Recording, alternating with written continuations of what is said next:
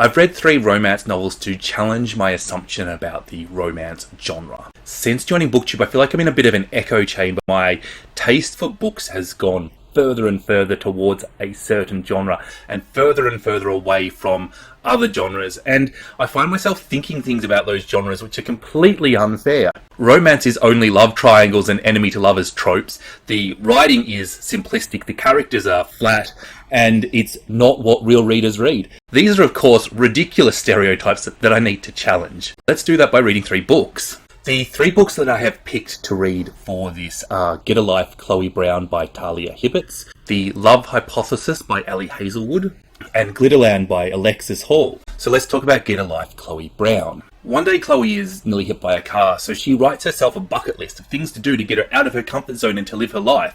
Why didn't she just read 3 romance novels when she normally just reads literary fiction? She wrote a list and she moved out of home. She then promptly meets Red, who is the superintendent of the building that she moves into, and they don't like each other, and this is a pretty classic enemies to lovers trope, or so I believe.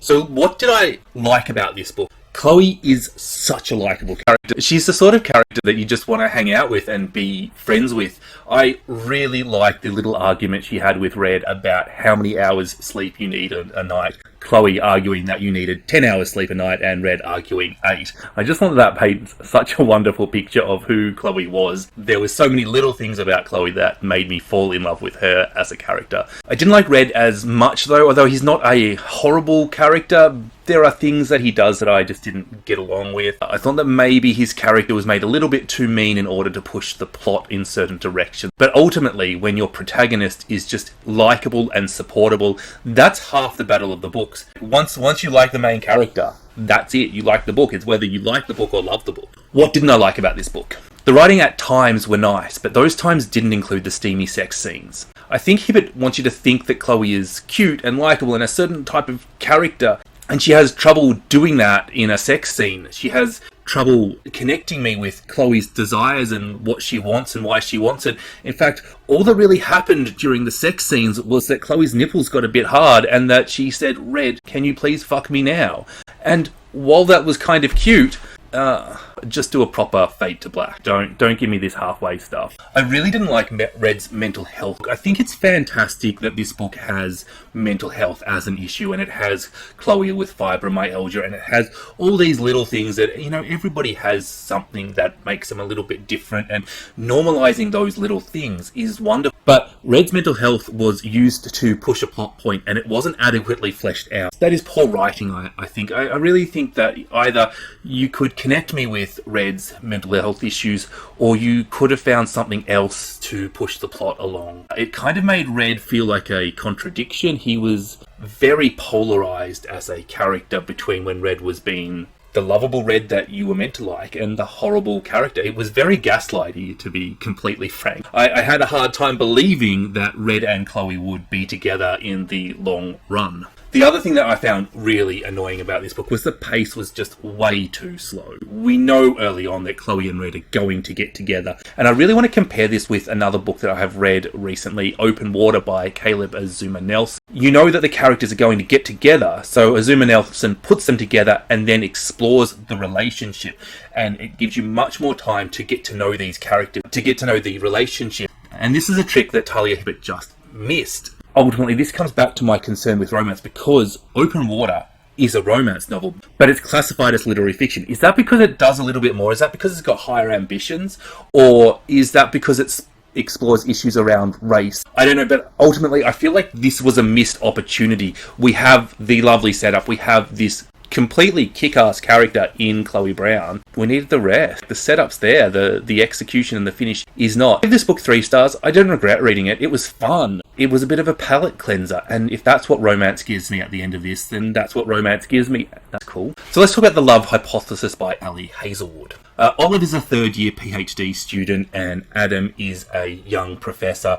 And one day, out of the blue, Olive just kisses Adam. Now, there's reasons for this to happen, and it all is explained and makes sense, and it's not that arbitrary, but this develops into what is the fake dating trope. I'm going to just say that I really didn't get along with this, and I DNF'd this book just before the halfway point. I found the characters stereotyped and boring. I found them flat, and ultimately, and this is the difference between The Love Hypothesis and Get a Life, Chloe Brown, I didn't care about them. It was quite predictable. I didn't really want to deal with them fake dating, fake breaking up, getting back together for real, and actually falling in love. And I think that Hazelwood didn't give us a lot to like about these characters. There was little snippets in there. I actually liked Adam in the fake dates where he seemed to buy Olive a week's worth of sugar to get her through. If they were fully formed characters and I met them in real life, I wouldn't want to be friends with them. I didn't actively dislike them, but I wouldn't want to be friends with them, and so I DNF. This was exactly the sort of book that I was scared of going into this experiment. This was what I was hoping I wouldn't find. So let's talk about Glitterland by Alexis Hall. This is an MM romance between Ash and Darian. Ash writes award-winning literary novels, and Essex boy Darian thinks they're almost as good as Dan Brown's. If you make your main character and narrator an author of literary fiction, it behooves you to use exquisite language. And Alexis Hall does. Let me just read out this passage to give you an idea of the writing, and I'm going to say, content warning, this is clearly from a sex scene.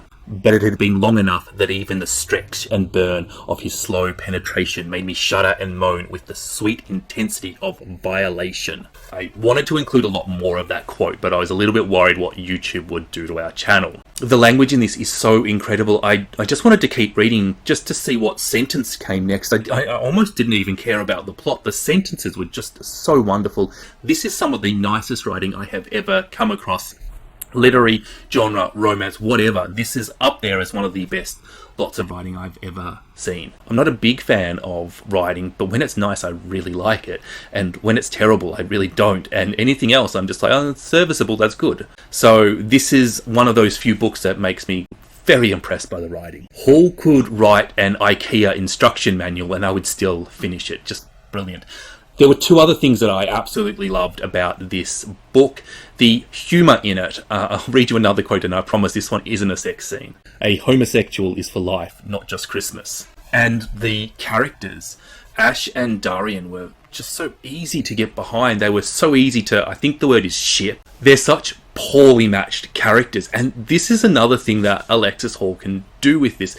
Because we have Ash, who is from a quite educated and snobby background, and Darian, who is from Essex and is orange enough to be head of the Republican Party, we have this sort of assumptions about these characters. This allows Alexis Hall to have this theme of mistreatment and discrimination and identity. These are gay characters, and the gay characters are judging other gay characters based on what they think these characters will do. It's just such a wonderful way to discuss identity and to bring it back to this idea of discrimination, but on such a light issue. You're almost allowed to hate people from Essex, aren't you? I don't know. I'm not English. Tell me, English people, are you allowed to hate people from Essex? And then we have Ash's mental illness. And while this does progress the plot, it doesn't feel like it's in there just to push the plot along. And maybe you could take a lesson from this, Talia Hibbert, because this is treated with empathy and compassion. Not that Get a Life, Chloe Brown isn't empathetic, but Glitterland really does allow you to connect with these characters and see what they're feeling. Here's the thing that I'm just in absolute awe of,